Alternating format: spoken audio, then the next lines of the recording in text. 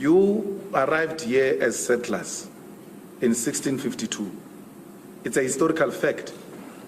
And you were using South Africa as a refreshment station. You were not here to settle. You were passing. Because of our Africanness and the spirit of Ubuntu, we have embraced you and we have shared our land with you. And we have accepted that you have naturalized in this country.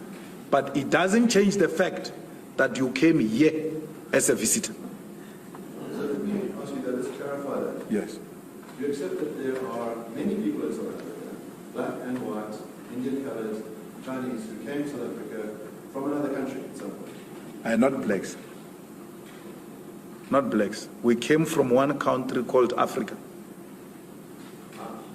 Huh? I understand. So the claim is that anyone who is on the continent of Africa belongs in South Africa. Was not a visitor. No. South Africa is Africa. We are one country called Africa. This South Africa you are talking about was imposed on us. So we didn't come from anywhere. Speak for yourself. We didn't come from anywhere. There's no African who came from anywhere. We came from here. I mean, my Lord, I cannot come from the second bedroom in this house, and then I find you in another bedroom in the same house, and then you say I came from somewhere. In the same house. I didn't come from somewhere. I was sleeping on the other side. We're here. So we are not visitors. We didn't come from anywhere. This is our continent. So in other words, someone who was born in Egypt, Nigeria, Malawi, Botswana, and Zimbabwe, none of those people are visitors in South Africa. They belong here. It's their home. Where Nigerians, Ghanaians, Mozambicans, Zimbabweans, when they are here, they are at home. They should not even for a second doubt themselves. This is our home. Let me ask you this then. Your party has recently engaged in a campaign where you've gone to restaurant owners and you're asking to produce lists of who works with them and to say that you have a certain number of people who are not South Africans and a certain number of people who are South Africans, and we want you to change those numbers. Now, how do you reconcile what you just told us, which is that all people who are born in Africa are part of one house, but you want to say these people are different and they should be fired from the restaurants they work in, they should be replaced with real South Africans? How do you reconcile? We've never said fired. So when you are in a court before my Lord, don't misrepresent facts. Nowhere have we ever said fire anyone. So we shouldn't lie. Please. My Lord, before we go to the continent, here in South Africa, if you get a job or a tender to go and do a road in Soweto, you are required to hire 30% or so of locals of Soweto. Yet you are a South African of Soweto. You are required to subcontract a certain percentage of people from Soweto. So because the locals at that space should not feel excluded, they should embrace the project, they should feel they must welcome the project, and they must protect it as their own.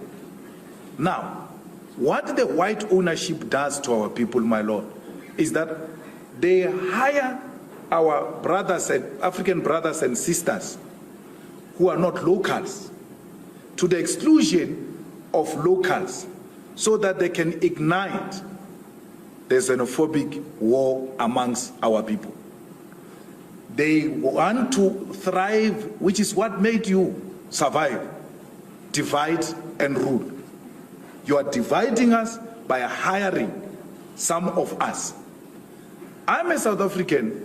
If I were to go and open a restaurant in KwaZulu-Natal and I come with everybody from Limpopo, the people of KwaZulu-Natal, one, they will not feel like this restaurant belongs to them. They will not feel a need to defend it because I just impose people from the other side to them. They need to be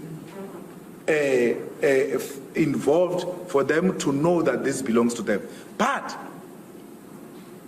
it doesn't make the Limpopo people less South African or less home because I said you must be mixed with the people from KZN since our project is in KZN. It doesn't make it lesser home because I said so. No, I am saying the unity of Africa must start from the shop floor. Zimbabwean, Mozambican, Nigerian, South Africans, come, let's work together on the same floor. Mozambican, Zimbabwean, let's go to school together. Let's grow up together and know each other so that by the time we defeat these colonial borders, we already have embraced each other and we don't start from scratch. So that's what we're doing. It's in line with what we're saying. We're saying Africa is one, and let one Africa be seen at Cream Restaurant. We're not going to allow the bosses to divide our people by excluding others. So if there is a shop, my Lord, that says here we don't hire Zimbabweans, I will go there and fight with them and say, why would you say that? Why do you classify our people and want to isolate them? It will be a wrong practice. So we are starting, and which is what is offensive. You want to exclude South Africans with African brothers and sisters so they can fight amongst themselves and they remain divided. We are saying, no, come together, work together so that the unity starts at the shop floor. You are not happy with that. Let me put to you what you actually did. Yeah. So, in other words, your party goes to Cream Restaurant and says, we've looked at your books and you employ, let's say it's 25 people who are not South African and 5 people who are South African. We think you should reverse those numbers the next time we come back in 2 weeks. Now, what would it entail? You said, I'm putting words in your mouth about firing. What would it entail to reverse those numbers? But I didn't do that. I didn't go to Cream and say, these are the numbers, and then when I come back in 2 weeks, I want these numbers. No. I said to Cream, I want to look at the ratio of Cream and see if you guys are compliant. And you know, my Lord, in all the restaurants I went, I found them compliant. I found both outside brothers and sisters from other countries and South Africans together on the shop floor. I never said that. You see, you rely on non-existing sources because I can ask my Lord here that you lead the evidence of me saying that. Read something, because you utter such words to mislead the public. But I know for a fact, my Lord, he can't produce anything to back up what he's saying. And he deliberately says it so that it can spread wrongly in society. That your party did this. There's a wonderful that would be for Cuba. Now that seems to be embracing free markets. No. You can't say that is embracing free markets. Under a communist or a socialist state, there's still an opportunity to develop the productive forces. You have a responsibility to grow your economy. And we know that we exist in a globe today. And for any economy, for it to survive, you require the like-minded forces, even if they are not found in your country, to come and work with you to develop the productive forces. Let's take, for instance, Cuba. What makes Cuba a free market state if it takes a decision to trade with a communist China? How is that free market? Because the two communist economies are working together to develop their own productive forces. So let's try and clarify what your idea is. When you say you want to lift the embargo, if communist countries trade with each other, in other words, the state owns the resources of the one country, the state owns the resources of the other, yes, they should be free to trade goods between each other. They will work together to make sure that they grow the economy of their own countries. Now, so in a socialist communist state, there is no preoccupation with the so-called trade.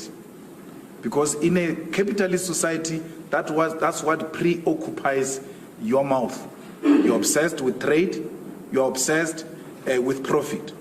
So in this context, we are obsessed with development of productive forces for the benefit of all. So trade encourages individualism, where individuals will have to thrive even above the state they belong to. We don't subscribe to that.